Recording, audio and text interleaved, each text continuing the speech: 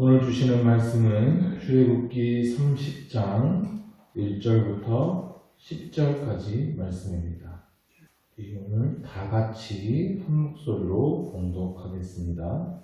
너는 분향할 제단을 만들지니 곧 조각목으로 만들되 길이가 한 규빗, 너비가 한 규빗으로 네모가 반듯하게 하고 높이는 두 규빗으로 하여 그 뿔을 그것과 이어지게 하고 제단 상면과 전후 좌우면과 뿔을 순금으로 싸고 주위에 금패를 둘지며 금패 아래 양쪽에 금고리 둘을 만들되 곧 그 양쪽에 만들지니 이는 제단을 매는 채를 꿰 곳이며 그 채를 조각목으로 만들고 금으로 싸고 그 제단을 증거기 위 속죄소 맞은편 곧 증거기 앞에 있는 휘장 밖에 두라. 그 속죄소는 내가 너와 만날 곳이며 아론이 아침마다 그 위에 향기로운 향을 사르되 등불을 손질할 때에 살을 지며 또 저녁 때 등불을 켤 때에 살을 지니 이 향은 너희가 대대로 여호와 앞에 끊지 못할지며 너희는 그 위에 다른 향을 사르지 말며 번제나 소제를 드리지 말며 전제의 술을 듣지 말며 아론이 1년에 한 번씩 이 향단불을 위하여 속죄하되 속죄제의 피로 1년에 한 번씩 대대로 속죄할지니라. 이 제단은 여호와께 지극히 거룩하리라. 아멘. 자, 오늘은 다시 성막 안으로 들어갑니다. 제사장의 옷을 만들었고 제사장을 세웠는데요. 아직 성막의 기구들을 다 만든 것은 아닙니다.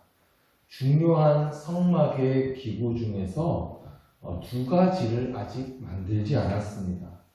하나는 분향단이고 다른 하나는 물주멍이에요. 오늘은 그 분향단에 대해서 살펴봅니다. 분향단은 말 그대로 향을 피우는 제단입니다. 그냥 향을 피우는 것이 아니라 향기로운 냄새가 나는 향품을 제조해서 그것에 이제 불을 붙여서 피우도록 되어 있습니다. 그래서 성막 안을 향기로운 냄새로 가득 채우는 것이죠.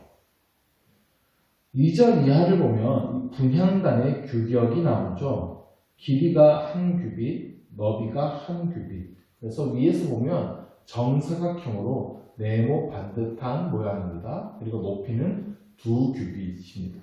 그래서 가로, 세로는 45cm, 높이는 90cm 정도 됩니다. 사각형의 맨 위에 내 모퉁이에는 뿔을 만들어요.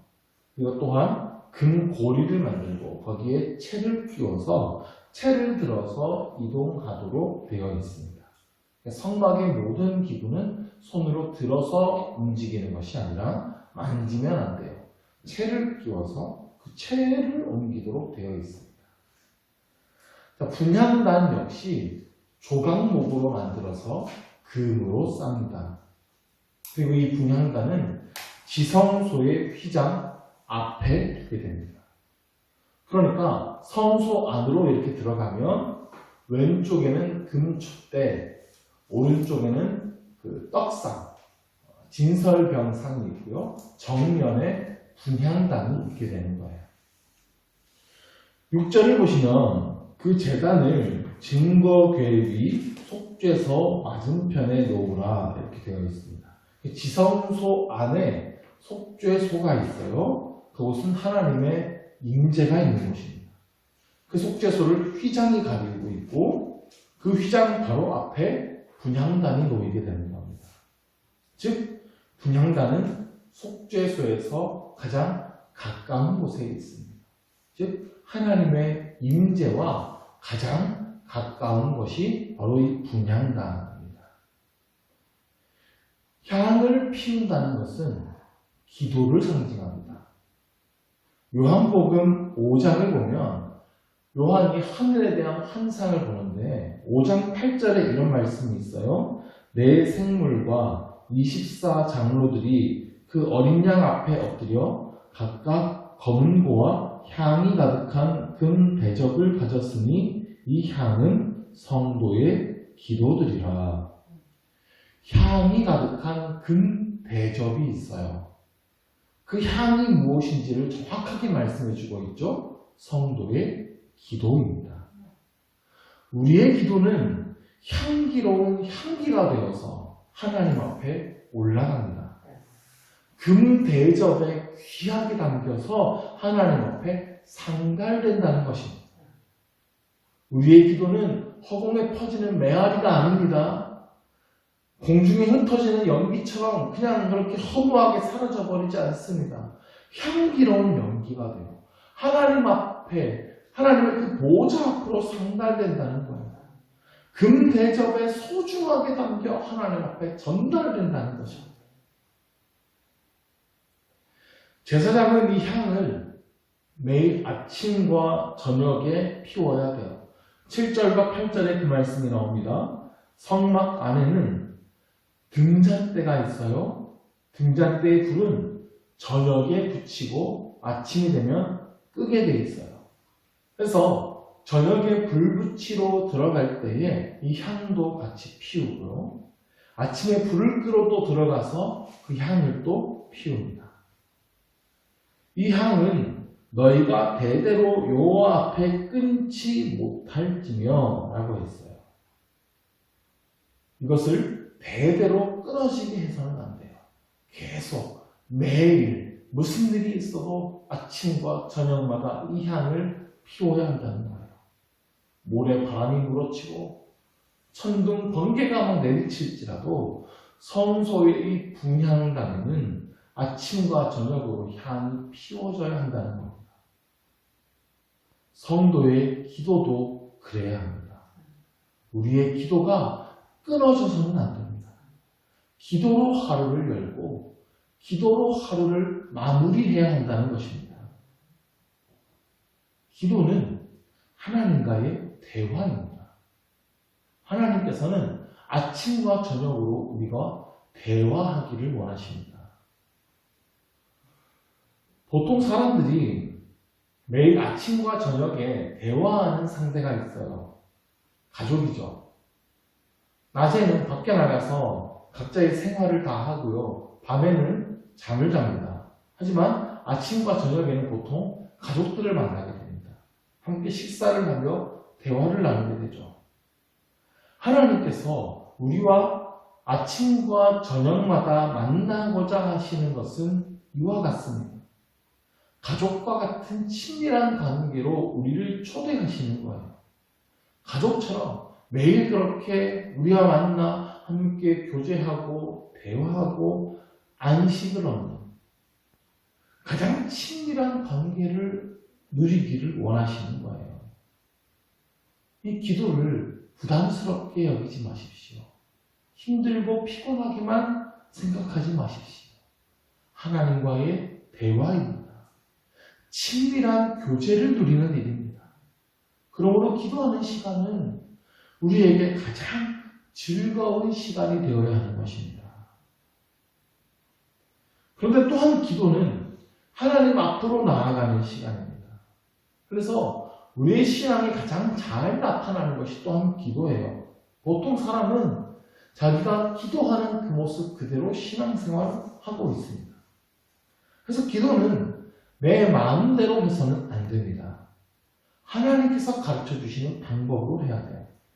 9절이 그 말씀을 하고 있는데 너희는 그 위에 다른 향을 사르지 말며 번제나 소제를 드리지 말며 전지 술을 붓지 말며 다른 향을 사르지 말라고 했어요.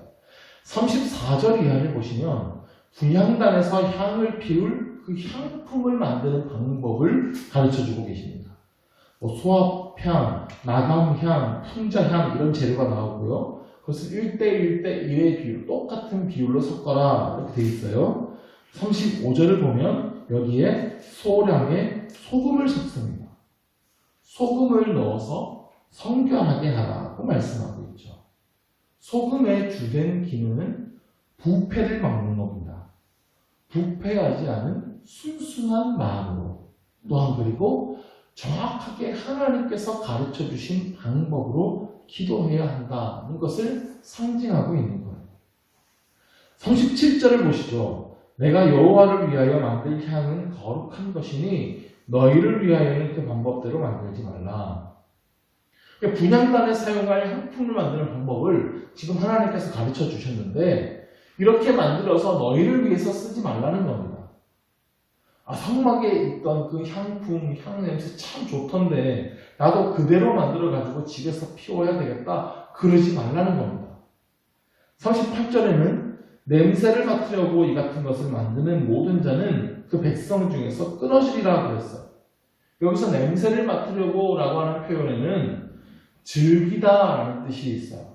자신의 즐거움을 위해서 성소의 향품을 사용하지 말라는 겁니다. 즉 기도는 우리의 일상의 대화는 분명히 구별되어야 되고 기도는 자신의 즐거움을 위해서 사용해서는 안 된다는 뜻입니다.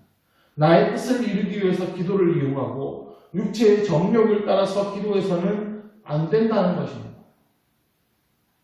기도는 램프의 요정이 아닙니다. 우리가 어떤 주문을 외우면 하나님께서 뿅 하고 나타나셔서 무슨 소원이든 다 들어주시는 것이 아닙니다. 기도는 하나님과의 인격적인 대화입니다. 인격적인 교제예요. 그러니까 하나님은 무슨 보물 창고 취급해서는 안 된다는 거예요. 처음엔 그럴 수 있어요. 우리가 물질의 복을 위해서 기도할 수도 있고 입신양면을 위해서 기도할 수도 있고 질병을 고쳐달라고 기도할 수도 있고 기도할 수 있는데 그러나 점점 우리가 하나님을 알아가면 알아갈수록 하나님과 가까워지면 가까워질수록 하나님과 교제하는 그것을 즐거워해야 돼요. 하나님의 뜻을 알아가야 되고요. 하나님의 뜻이 진정 나에게 유익이 된다는 것을 깨달아야 됩니다. 그래서 내 뜻보다 하나님의 뜻이 옳고 그 뜻에 순종하는 것이 진정 나에게 복이 된다는 걸 깨달아야 돼요. 그래서 하나님의 뜻이 나의 뜻이 돼요. 내가 그 뜻을 이루어가기 위해서 기도하는 것. 그것이 신앙의 성숙이고 참된 기도인 것입니다. 마지막으로 10절을 봅시다. 아론이 1년에 한 번씩 이 향단 뿔을 위하여 속죄하되 속죄의 피로 1년에 한 번씩 대대로 속죄할지니라. 이 제단은 여호와께 지극히 거룩하니라. 1년에 한 번 대제사장은 향단의 뿔을 위하여 속죄합니다. 제물의 피를 그 분향단의 뿔에 바르는 거예요. 그렇게 기도의 제단 또한 속죄의 피로 거룩하게 함을 받아야 합니다. 뿔은 힘과 능력을 상징합니다. 그 뿔 또한 희생의 제물의 피로 씻음을 받아야 돼요. 거룩하게 구별되어야 합니다. 그리고 이 피는 예수 그리스도의 피를 상징합니다. 우리의 기도의 능력은 오직 예수 그리스도의 피를 의지할 때 나타나는 것입니다. 그래서 우리는 우리의 모든 죄를 사하여 주신 예수 그리스도의 그 이름을 의지해서 기도하는 것이죠. 우리의 모든 기도의 내용 또한 예수 그리스도를 의지함으로 드려져야 합니다. 기도는 특권이에요.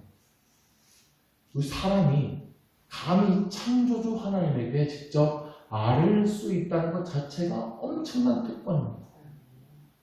옛날 왕정 시대에 어떤 사람이 왕에게 직접 아뢰일 수 있다면 엄청난 특권을 가진 것이죠. 지금도 마찬가지입니다. 만약에 대통령과 직통으로 요청할 수 있는 사람이 있다면 엄청난 특권을 가진 것이죠. 우리가 온 세상을 다스리시는 하나님께 직접 아뢰일 수 있다는 것은 엄청난 특권입니다. 우리에게 그 특권이 주어진 이유는 단 하나뿐이에요. 예수 그리스도의 보혈의 공로 때문입니다. 예수님의 피가 우리의 모든 죄를 용서해 주심으로 하나님과의 막혔던 관계가 열렸어요. 하나님께서 우리를 자녀 삼아 주셨어요. 그 관계 때문에 우리의 기도는 하나님과의 직통, 소통의 통로가 되는 것입니다. 이 놀라운 특권을 날마다 누리시기를 바랍니다. 하나님께서 그것을 간절히 원하십니다. 아침과 저녁마다, 아니 매 순간마다 하나님은 우리의 기도를 기다리고 계십니다.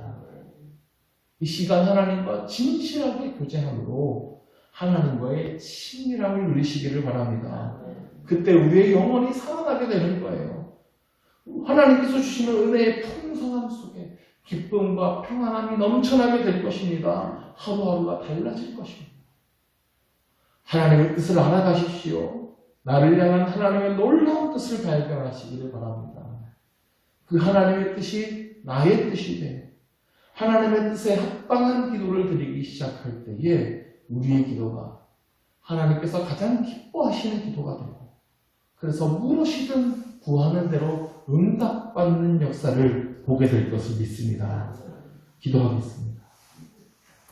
하나님 아버지, 우리로 하나님께 기도하는 특권을 주심에 감사드립니다. 우리가 이 놀라운 특권을 날마다 누리기를 원합니다. 힘써 기도하게 하여 주시고 기도하는 이 시간을 즐거워하게 하여 주옵소서. 우리가 하나님과 진실하게 교제하기를 원합니다. 기도함으로 하나님의 뜻을 더욱 알아가게 하여 주시고 하나님의 뜻대로 기도하는 우리 되게 하여 주옵소서. 귀한 하나님의 뜻을 품고 함께 하나님의 뜻을 이루어 나가는 우리의 삶이 되게 하여 주시옵소서. 예수 그리스도의 이름으로 기도드립니다. 아멘.